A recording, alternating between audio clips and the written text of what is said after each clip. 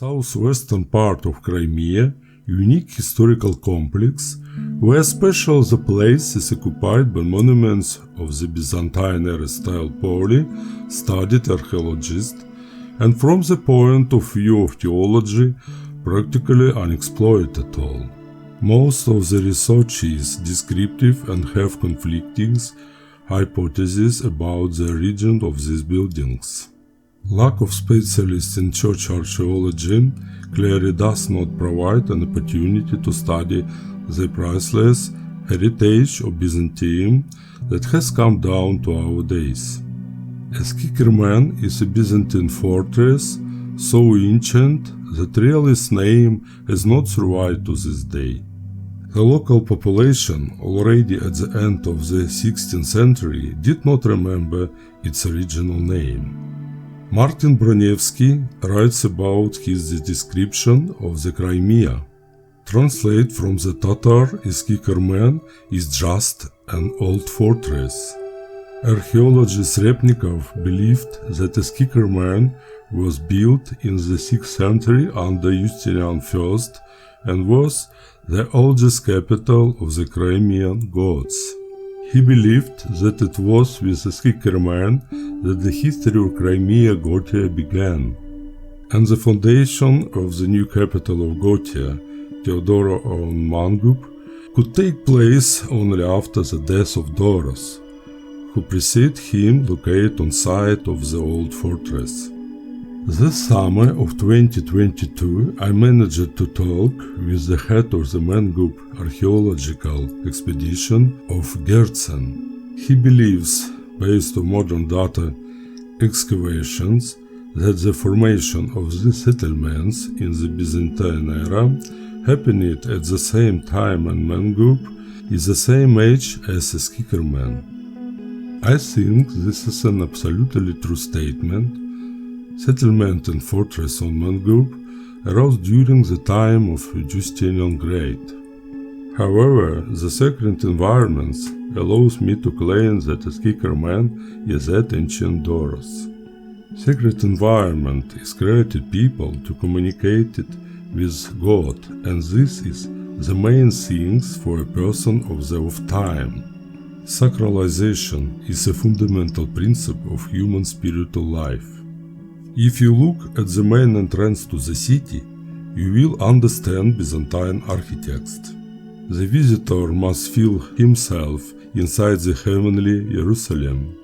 The entrance to the city is a portal where a person feels himself in a space, not quite earthly and not quite heavenly, in intermediary space.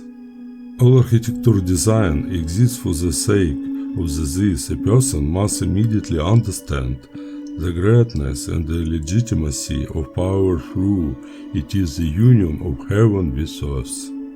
Why are we so drawn to visit these remains of temples and fortifications? We implicitly feel the symbols laid down by Byzantium of the 6th century. They created the entrance to the city as an image of heavenly Jerusalem.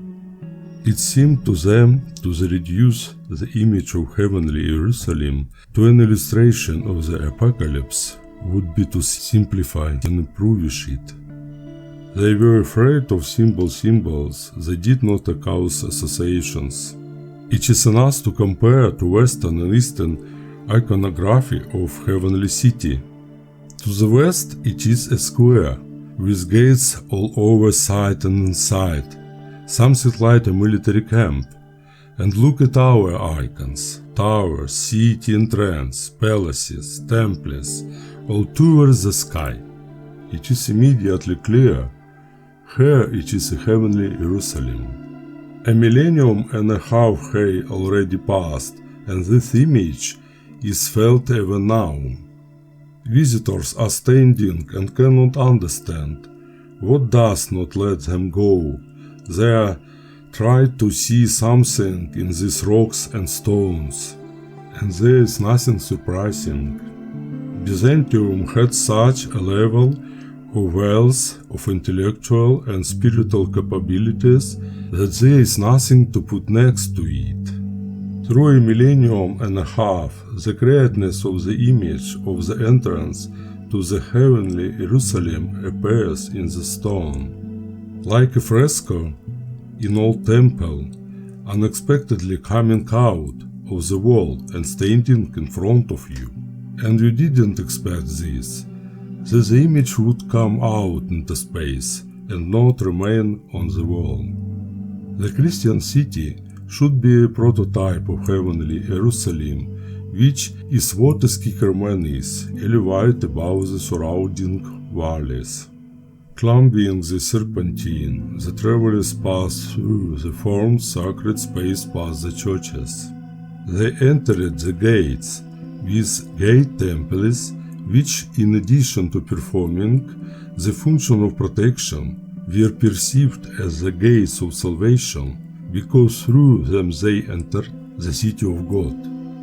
Currently, archaeologists have established the presence of 9 temples and chapels at the entrance to the city. My opinion, there were 12. It is the number 12 that structures the image of the heavenly city. The number 12 is a symbol of heavenly Jerusalem. They were located on 2 destroyed gates of the lift road, and they were there for sure.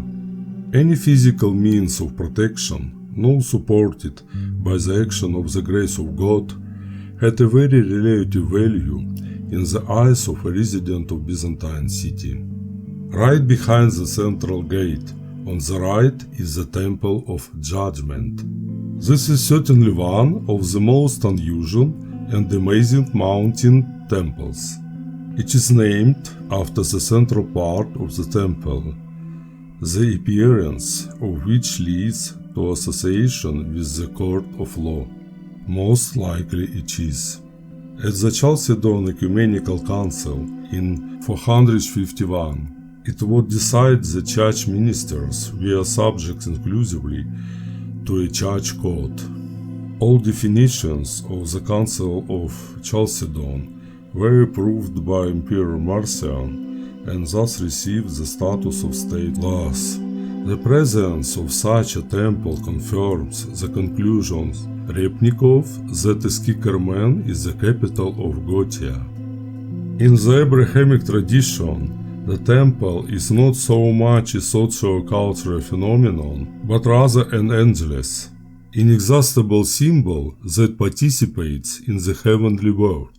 Well, let's look at what symbols the creators of the temple used and what they wanted to convey to contemporaries, and what has come down to our time after a millennium and a half. Free Nave Temple, Free Kong Temple. The temple has 3 entrances, 2 from the main street and 1 side. The main entrance has 3 steps up. The entrance to the baptistry has 3 steps down. The right aisle or paraclesia consists of 3 rooms. The entrance to the altar in the paraclesia is made in 3 steps. The temple has 3 windows. In this temple, its creators, almost all architectural elements were associated with the number 3. What do you think they wanted to talk about? What does the number 3 symbolize for a Christian? Of course, about the Trinity, since the men of the Middle Ages perceived the symbol in a literal sense. Thus, the entrance to the city is made as a special icon on heavenly Jerusalem. It changes ordinary urban spaces into sacred ones and maintains this holiness in the city. This city is a source of energy and holiness. Give them to a person and maintain the connections of this person with the sacred heavenly world.